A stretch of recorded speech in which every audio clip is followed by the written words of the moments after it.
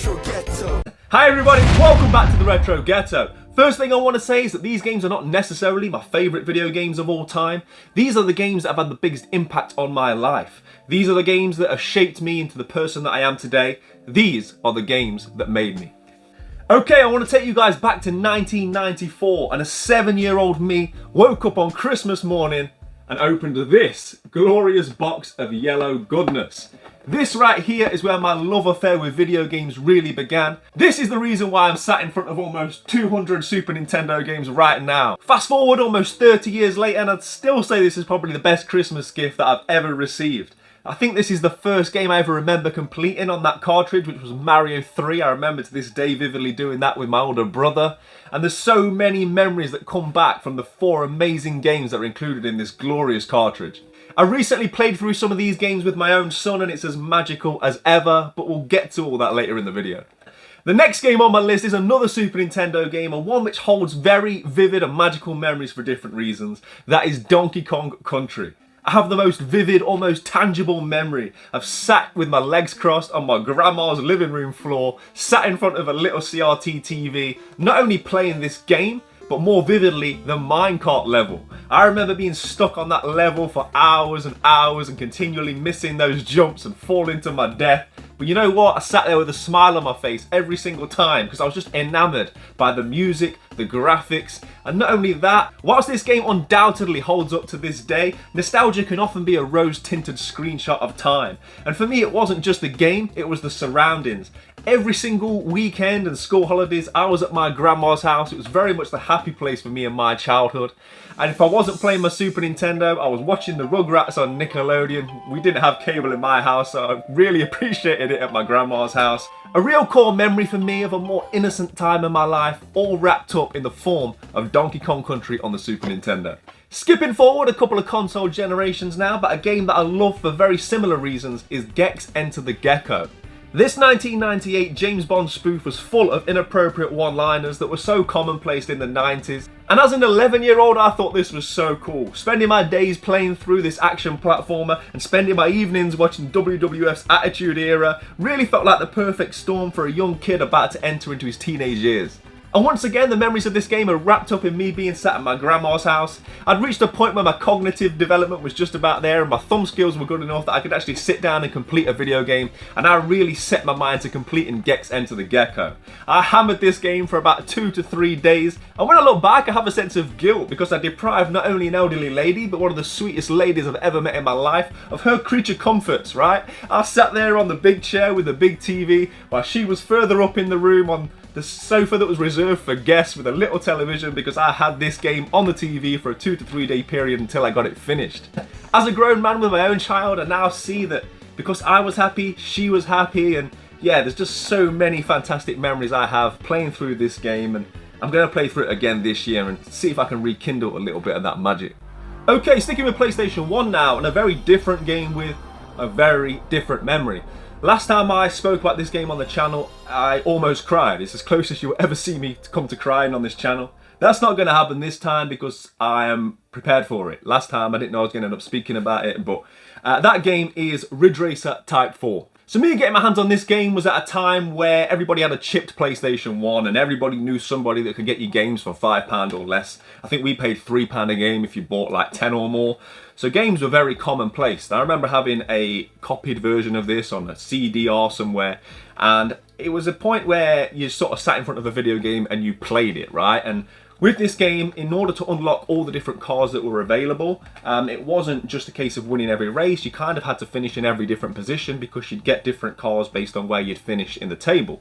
So there'd be some races where you'd have to finish 3rd or 2nd or whatever to unlock all these cars, and I have real vivid memories of trying to finish in 3rd place or 4th place to unlock the weird and wonderful cars that were available on this game. And so it brings me to a moment which I will never forget. I was playing this game trying to finish 2nd or 3rd or something like that. And my mum came into my room and she asked me to turn it off. I refused. She said, look, please turn it off. You know, I was at that age where, listen, I said I wasn't going to turn it off. I said, no, I paused it. And my mum proceeded to tell me that my grandma had passed away. The woman who I loved as much as anybody else in this world. She'd sadly died. She'd fought a long battle with illness. And as much as I should have been prepared for it, I wasn't. And I remember to this day my mum leaving the room, and I remember finishing the race. I remember finishing my race calmly, saving the game, before I then turned it off, and I don't really remember kind of what happened after that. It was a very surreal time, because being 13 and being told that somebody that you love so dearly has passed is quite a strange age, right? You're not a child, you're not a man, and I think I kind of overthought how I should be grieving rather than just grieving. It was a very difficult time for me. I didn't know how I was supposed to behave or how I was supposed to express my emotion as somebody just sort of entering into those teenage years and becoming a young man. I remember wishing I'd done things or said things and had the chance to do things which I never, but ultimately you can't change the past. This game is now synonymous with my past, and I felt compelled to own a physical copy of this game. To this day, I've never placed this version in my PlayStation. I've never loaded this game up. I've never played it, and to be honest, I don't know if I ever will, but this game is definitely a part of my journey.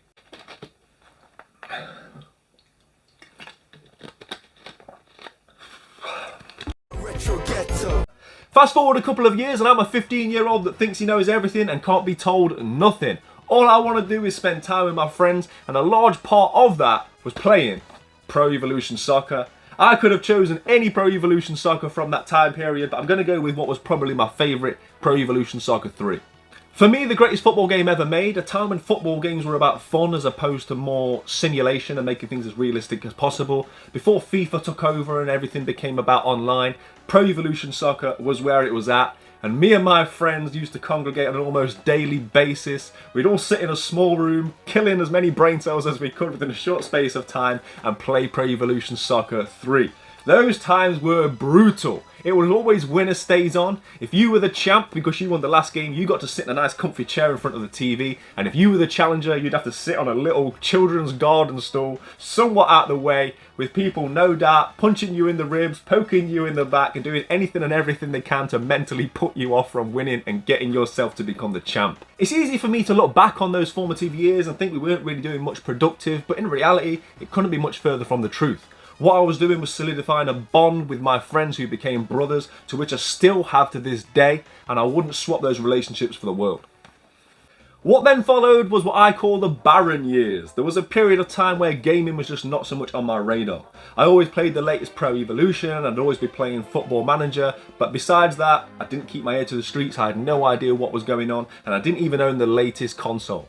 This was a period of time where I was busy going out with my friends and discovering women and all sorts of different things that young men like to do with their spare time.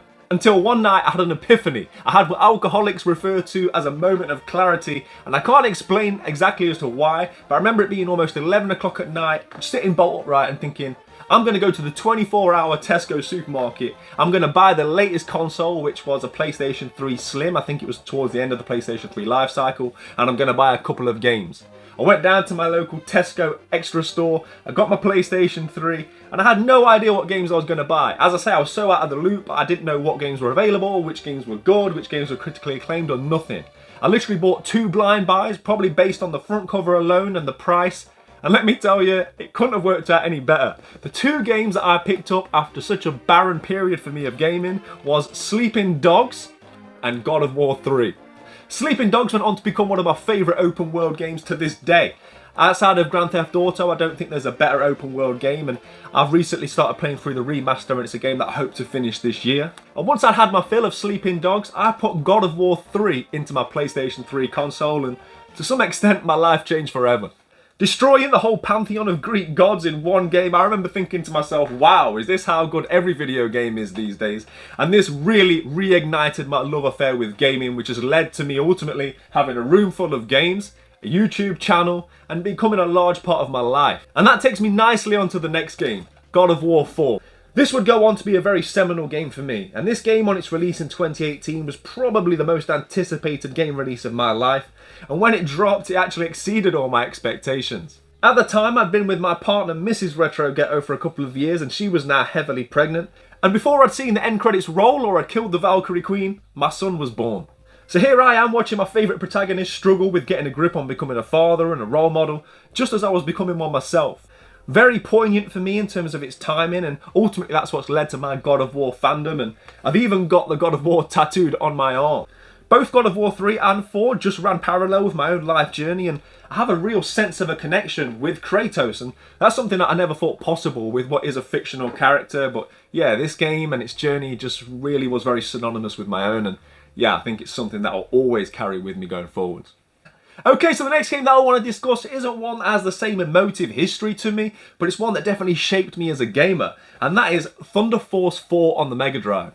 I never considered or envisaged myself as a fan of shmups until I put this game in the Mega Drive. The music and the colours initially pulled me in, and it really reaffirmed my love of not only playing retro video games casually, not only collecting retro video games, but really playing retro video games, really studying every inch of them to be able to beat them. And I think nowadays we have video games which are fantastic. You look at games like Uncharted and Tomb Raider, and they're fantastic. They're like playing interactive movies, but I don't feel a sense of achievement in playing them. I feel like if anybody puts in the designated amount of time, you can complete those games. But with games like this, there's a real sense of achievement, and it was a sense of achievement I hadn't felt since I was a child. And as I say, it really reignited my love for playing difficult retro video games, and it birthed a shmup gamer. I'm still not very good at them, but to this day it really has influenced my buying and collecting habits. I absolutely love playing shmups these days, and I owe a lot of that and a lot of my gaming habits to this game, and that's why it deserves to be on this video. Speaking of difficult video games that you have to really apply yourself to, this next game and the last game on my list is probably my most proudest video gaming achievement,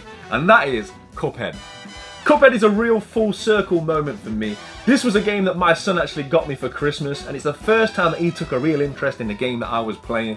Because he bought me this, he had a vested interest in it, and every day he would sort of ask me how I was getting on, if I've completed the game yet. And throughout this time he was watching the Cuphead cartoon on Netflix, which is a great cartoon too, by the way. And yeah, finishing this game not only gave me a real euphoric sense of achievement. Oh my god, what a game!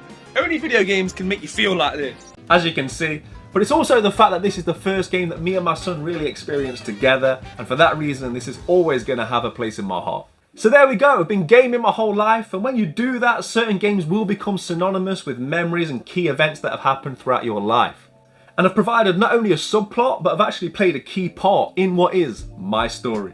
Thank you everybody for taking the time to watch, it's much appreciated. As always, play your games, keep it retro. If you enjoyed this, please leave the thumbs up, subscribe if you want to see more. Thank you for watching, I'll see you on the next one, take care. Retro Ghetto.